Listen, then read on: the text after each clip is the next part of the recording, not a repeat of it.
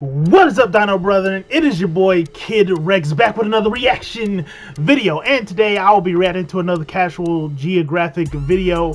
Today I am reacting to why you should never trust a pelican with your child. So the link to the original video will be in the description, of course, just in case you want to check out the video for yourself. I will be pausing and talking, so yeah, go ahead, click that link if you don't want to see me pause and talk, you know, throughout the video, right? Make sure you hit the like button and hit the notification bell just in case you aren't getting notified of when your boy uploads, okay? And subscribe to the original creator's channel for more videos, of course. You know, he be coming with all the animal facts, so I suggest you subscribe to his channel now, all right? And subscribe to my gaming channel, Kid Rex Gaming. It's all one word. You can check out my Let's Plays and my Twitch highlights all on that channel. Support your boy over there. I'm gonna try to see how successful I can get with that channel also. You know, it's hard maintaining two channels, but you know, we're gonna try to do it. It's 2022. I'm gonna try my best. But yeah, without further ado, let's get into these animal facts, shall we? Alright, you guys, this is why you should never trust your pelican with your child by Casual Geographic. Let's get into the video. Yeah, I don't know if this is the most disturbing, but this is definitely top 5. This is Malgas Island, and up to 60,000 of these birds called Cape Gannets will nest here. But don't worry, I'm gonna get to it. So normally these parents take... I've never heard of Cape Gannets before. This is why, the more you know. I've never seen this bird. I've never heard of this bird. So this is new to me. This is new. So turns, with one going out for food with the other staying behind to guard the chick. But because of overfishing, oftentimes both parents will go out for food, leaving the chick all alone on the island. Which wouldn't be a problem if they didn't know that. Because groups of these white pelicans will fly over to the islands and then walk around looking for any unsupervised gannet chicks. They walk around looking so intimidating. I never thought I would say that, but a pelican just walking around, if a pelican was bigger than you, that's actually low-key intimidating. I don't know what it is, but it's low-key like, it's something about it just like, I don't know, they look like they have murderous intent behind them, but hey, you know. So that they can grab the baby birds and eat them alive while they're still struggling. And sometimes they'll just push the parents out the way and then swallow the newborn children right in front of them. Damn. It somehow gets worse. Those same pelicans will fly back to their nest and vomit the half-digested, recently murdered baby birds for the pelican chicks to eat. And because Cape Gannets have no real way to defend themselves, pelicans have no reason to stop. And since pelicans obviously don't have teeth, those chicks' last moments were spent suffocating while being digested alive by stomach acid, only to get regurgitated and eaten twice. Dinosaurs never went extinct. They just rebranded with feathers. You know penguins will sell themselves, but like... That's crazy as hell. Hell no. Pelicans are different. I thought they was just chilling, but nah, after this, I don't know. They out there. That way? Let me explain. This is an Adelie Penguin. If you hear a messed up penguin fact, it usually involves them. So basically, Adelies build their nests out of piles of pebbles, which means two things. Pebbles are a penguin's form of currency, and the penguin with the most pebbles is considered the most attractive. Ooh. So female Adelie penguins will offer their bodies to males in exchange for a rock, and yeah, it's exactly what I'm making it sound like. Sometimes the female will give it up to a male in exchange for a pebble, even though she already has a mate waiting for her back at the nest. Scientists can't really confirm this, but it's believed the females do this so that if their mate gets packed up by a seal or something, they still have a backup. Doesn't stop there, because a lot of times the female will pretend to be interested in the single male, and right when the male thinks he's about to get it in, she takes the pebble and runs back to her actual mate. Basically, she's a hoe. Basically, these penguins are hoes. That's basically they thoughts. Little penguin thoughts. That's basically what you're saying. I mean, that's what I heard. That's what I heard. I mean, I don't know. Maybe I'm hearing it differently. I don't know. The best example I could think of is if you buy a girl a drink only for her to take it and bring it over to her man on the other side of the bar. That's basically these penguins pull a Cardi B, but you know, without the Cosby part. And before you feel bad for them, just remember that male Adelies have been known to have relations with injured females, chicks, penguin corpses, and one even hooked up with the ground. What? To completion. Penguins are dressed as Wall Street brokers, and they have the moral compass of one too. That's crazy. Little thought penguins. Ocean of up place, ain't it? That is Nermedia, but it's also called the ribbon worm. That thing that it's doing is probably gonna get me a guideline violation. Yeah, that's how they eat. So that white stuff is its proboscis, and they'll basically shoot it out over a crab or a clam or whatever this thing eats. Nah. Also, it gets trapped and can't escape. Some types even inject a paralyzing toxin so their prey can't move, and then they'll add digestive juices so they can digest their prey before it's even in their mouth. Ugh. And then this worm sucks its proboscis back in while also... It looks like a moving tongue. It's like a moving human or cow tongue for some reason. Like this, it looks so pulling weird. its prey towards its mouth. It's like Spider-Man with a vor fetish. And some worms can shoot out a web that's 30 times their body length. That'd be like a man eating with a 180-foot tongue with hands. So yeah, that's not a worm enjoying December 1st. That's not a worm shooting out its liquid daycare. That is a worm trying to eat a man. The more you know. Horrifying sound of a woman becoming a hashtag. Oh nah. The biggest mistake you could make is going to save that woman. Because that's not a woman getting turned into a headline. That was a female mountain lion in heat. Oh, Female cougars will often make these shrieking, blood-curdling screams when they're in estrus. It's like their Batman signal for getting laid. Answering that call when it's not for you is how you meet Batman's parents. Oh, hold on. That joke. That joke you just made. Why? Why you have to make that joke? Imagine you thinking there's a female in distress only to meet this waiting for you. That's tough. That's tough. You better get your shit shredded, boy. Of course, I'm exaggerating. Cougars are way more afraid of you and will probably go the other way if you pull up on them. What won't go away are the bricks in your pants after you try to be a hero and make eye contact with this walking steroid. I know it's not related, but I'm still going to mention it. Tigers have been known to imitate the sounds of their prey to fool them into a false sense of security before they turn them into a hashtag. In fact, now that I'm thinking about it, this is a margay and they do the exact same thing with baby monkeys. Now, I'm not saying the cougars do it on purpose, but I am saying that nature is a bitch like that. Yeah, also, I forgot to mention that cougars tend to scream while mating. So if you're ever alone in bed and hear a woman on a Tinder date with Joe from you, don't worry. It's just cougars getting more action than you. The cougars getting it in. That's crazy. Just out in the wild, you hear screams like, oh, there's some cougars. What the hell is this? Advertisement.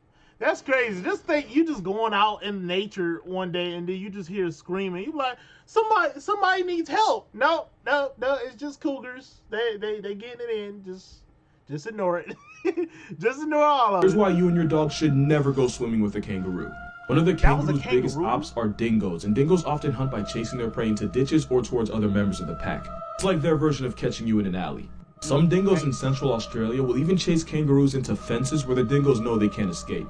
So whenever a kangaroo is being pressed by a predator, they'll instinctively head to the nearest body of water and then go and... Bro, look how buff that nigga is, bro. He's like this. He came out the water like this, bruh. That's crazy. Where it's deep enough for their arms to be underwater. I call this the around and find out. If the dingo follows it, then the kangaroo will take its arms and force it underwater until it gives up or gives out. And since they've had years of practice, kangaroos are really good at it. The problem is the generational trauma of being constantly hunted by dingoes means kangaroos are born racist towards anything that even looks like a dog. Which is why kangaroos will attempt to reverse baptize any dogs that mess around and get too close. And if you go in trying to be a hero, they'll happily take the 2 for 1. That's of course assuming he doesn't just kick the soul out you first. Now, word of advice: do not bring your dog around the kangaroo, or else that dog will get fucked up. That's all I'm saying. That's advice for today. The more you know. A lot of prey animals will run towards water to avoid problems, but this kangaroo is the problem. This isn't an invitation, it's an offer to get Uber to your ancestors. You know, go around and find out. No creature gives the New Yorker a heart attack. What the fuck is that? Unknown creature. I both can and cannot fully explain what that is. It's called a Kalugo, but it's also known as a flying lemur, even though there's somehow 2 lies in that one name. They don't fly, they glide, and since they spend most of their lives near trees, they basically just airdrop themselves from branch to branch. And it's not a lemur. Lemurs are primates, making them related to gorillas, chimps, and us. But this thing isn't a primate. Whoever named it would probably name an atheist faith. They use that stretchy membrane called a patagium to glide like flying squirrels, and they can travel 650 feet without stopping. Wow. That's 200 meters or a little bit less than 2 football fields. But it's not a flying squirrel. There was a time people thought they were just God's rough draft of a bat, but Kalugos aren't related to bats Not either. a bat? And if you look at the order they're in, Dermotera, they're the only living members. It's like pulling up to a family reunion and finding out you're the only one left. left. Wait, so And because what their is- entire personality involves flying, they're too slow and awkward to survive on the ground. And for an animal that lives in the trees, they're pretty mid-climbers. They're so bad at life that being nocturnal is probably the only thing keeping them alive. Mother Kalugos will carry their babies everywhere for the first 6 months, which made some people believe it was a marsupial, like some type of deformed air koala. But it's none of those things. So what the f is it? Yeah, Well, right. scientists performed genetic analyses on them, basically a 23andMe for a flying carpet, and it turns out their closest evolutionary relative are primates. It's pretty much the closest you can get to primates without actually being one. Which means this dehydrated Dollar Tree chipmunk is more related to you than it is to an actual squirrel or bat. Wow. Wow. So it's not related to lemurs or fucking squirrels or whatever. It's more related to primates. Well, really humans than anything else. That's what? What? What? Wow. The more you know. Are you having a good day today? That's Well, mine. don't, because That's we just mine. found out there's venomous sharks swimming in the Thames River in London. You know sharks, right? You know those things with a built-in GPS that can smell blood from another area code? Yep. With a bite kinda like getting hit with a truck with teeth. Nature said it gave them venom and decided to make it our problem. They got venom Now, as a now? rule, you'd normally OD. expect this kind of nonsense from Australia, so the fact that it's in London makes me really think it's God giving us the middle finger. The worst part is we really shouldn't be surprised. Sharks Right. came up while Saturn was single because they're older than its rings, along with most dinosaurs and trees. I'm not even surprised they evolved venom, I'm just surprised it took me this long to find out. Right. Now, to be fair, the sharks know are sharks tope have sharks. venom. And tope sharks are about 6 feet long, 80-something pounds, they've never been known to attack a human. But they also found venomous spur dog sharks. And they have venom-producing spines that can cause pain and swelling in humans. Apparently, in 2009, a man was sent to the hospital after one of these sharks allegedly impaled his forearm with a spine. And there's even more venomous sharks out there, like the dogfish and smoothhounds. Now we the got chances of a venomous venomous sharks. shark being in your obituary are very, very low. You're actually more likely to get turned into a hashtag by a vending machine or a very pissed off ex. But we can now add sharks to the list of animals that are venomous for no reason. Right. You know, it's amazing. Now we got sharks that are venomous. We got a fucking let me stop cussing. We got platypus venomous. We got these other animals that are venomous for no reason. For no reason. I mean, I get it. You try to get predators to chill out, but like, there's no reason why these animals should have, most of these anyway. I can understand maybe the Komodo dragon, maybe, I don't know, but these other ones, how? Here's why hanging out with flamingos can be really bad for your health, and shout out to this comment for reminding me. Because African lesser flamingos will flock in lakes like Natron in Tanzania, and some of the water they choose to stand in is so toxic that if you tried to wade in it for 2 minutes, it would strip the skin off your legs completely. Because these are soda lakes, and because minerals like sodium carbonate flow into it, the lake ends up becoming overly basic and extremely salty. I hate chemistry, I had to retake your freshman year, and I should be entitled to compensation, so I'm not even finna lecture y'all. But basically, low pH means something's acidic, high pH means it's really basic. And because these lakes can have a pH of nearly 11, the water's so caustic that it burns the flesh of humans and animals that are not already adapted to it. And if it gets in your eyes, you'll be like Stevie wondering when the lights went out. Flamingos can survive in hypersalinated basic lakes because they have tough skin and scales on their legs to prevent burns. Also, apparently they can drink boiling water without flinching. Why even do all that? Well, flamingos get bodied by everything, including other birds. So to avoid getting harassed, they live in a place so inhospitable that nobody goes through the effort of following them. Right. It's like if Ben Simmons left Philly to go play in Utah. He said it's like Ben Simmons going to play in Utah. Wow. I mean, that helps the flamingos though, because you know, again, they be in places where people and animals can't normally go, but they go out of that environment, they get bodied instantly. So I mean, I guess it's just depending on flamingos. Utah not even a bad team, but when's the last Whether time they you went to live or Utah not. for spring break? Never, and that's why they do this. I swear I wasn't gonna make this video, but Buddy triple dared me. So here's how Triple the dared. Lion King would be if it was a little more accurate. This might have been the end of the movie. Baboons will kidnap unattended lion cubs, and that usually ends with one less lion. Obviously, I know Rafik is a manjul. You can delete the comment you're probably typing, but primates have a natural hatred towards big cats like lions and leopards. Which means this scene would have sent the movie to the credits and turned Simba It into would initials on a shut Twitter it. bio. As the new head male, the first thing Scar would have done was murder Simba and Nala, since when new males take over, they destroy whatever cubs the previous male left behind. Which leads me to the next fact. Simba and Nala would have been half siblings because they would have had the same father.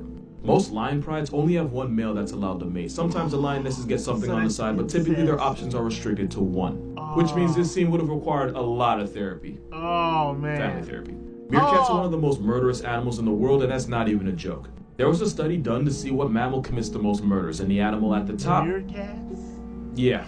About 20% of meerkat deaths were caused by another meerkat. And now we know why Timon was on his own. Also, Simba would have been kicked out of the pride regardless. Because where lionesses spend their lives in the pride they were born in, males typically leave after 2 to 3 years, and it's usually the head male that drives them out. Which means Mufasa would have likely been the one showing Simba the door. Am I overanalyzing a kid's movie? Maybe, but he dared me, so it's not my fault. And this is why we don't make these movies realistic. This is why we don't make these movies realistic. I know they had a realistic Lion King, but you know that wasn't that good to me. So whatever. So yeah, that was the end of that video. Why you should never trust a pelican with your child. They actually offered a lot more, and he actually offered a lot more in that video than I thought he would. I thought it was just gonna be about pelicans, but hey, yeah, man, pelicans. They are worse than I thought they were. There's some weird stuff in here. Sharks, didn't know sharks have venom, but now I do. Nature is wonderful, just wonderful. And if Lion King was real, then Simba would have been long dead. Basically what I got out of this video. But definitely enjoyed watching this video by Casual Geographic. Make sure you guys subscribe to his channel and subscribe to my channel if you are new. If you like this reaction, make sure to hit the like button, because I enjoy doing these, because you know I don't be knowing anything about animals like that. You know, I know certain things. You know, I know hippos are dangerous. That's the one thing I know. Stay away from hippos. You see a hippo, you go the other way. That's the only thing I know. But I enjoy doing these videos. But if you like my reaction, again, hit the like button and subscribe if you are new. And I'll see you guys next time. So peace, my dino brethren. I should explain to you exactly what it is that I do. Kirk Knight, what up? Yeah.